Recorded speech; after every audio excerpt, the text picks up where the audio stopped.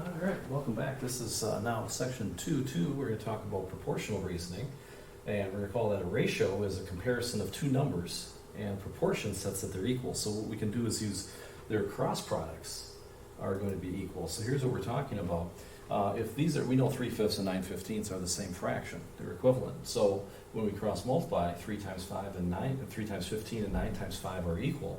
So we can use that to set up proportions and solve for missing items that we have. So some examples of that very quickly would be just like this we have here. So just crisscross applesauce, we call it. Just take 16 times 12.9. You get that. 24 times p, and then just divide by 24. So you just go 16 times 12.9 divided by 24. You find out that p is 8.6. Same thing here. 14 times 132, 1848. Divide that by the 88. You find out that c is 44. Just some nice cross multiplying things that we should have done before. All right, now one of the things that's really good about doing these is whenever we have percentage problems. And whenever we have a percent, you can just do percent out of 100 is part over whole is kind of what we're looking at. And so when you have 30%, just do 30 over 100, whatever the percentage is. Just put that over 100, then we can set up a ratio for that.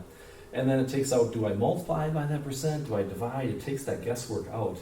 Because here's what you can do. In this case, if a poll is taken, 22.5% of the voters plan to vote for a certain candidate. If there were 1,800 voters, how many are going to vote for that candidate? Well, think of it this way, 22.5 out of 100. Now, 1,800, that was the whole, that was all the voters. So we're going to put that on the bottom. We're going to see what part was that.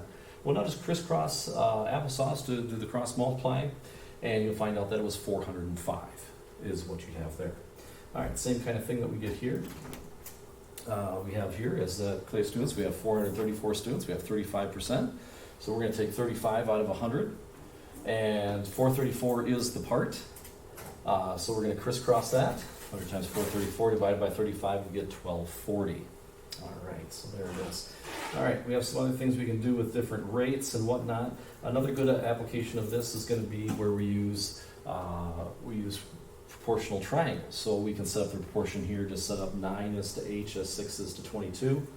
And again, you can cross those out, you'd figure out that h is 33. All right, and another one here, again, you can set this up different ways. You can set that up, 6 is to h as 20 is to 90. You could also set up 6 is to 20 as h is to 90. Crisscross, you get those taken care of, should end up being h is 27. All right, so there you go. That's 2-2, proportions, setting those up, cross multiplying. Have fun with that. Until next time, I'm Mr. Moon.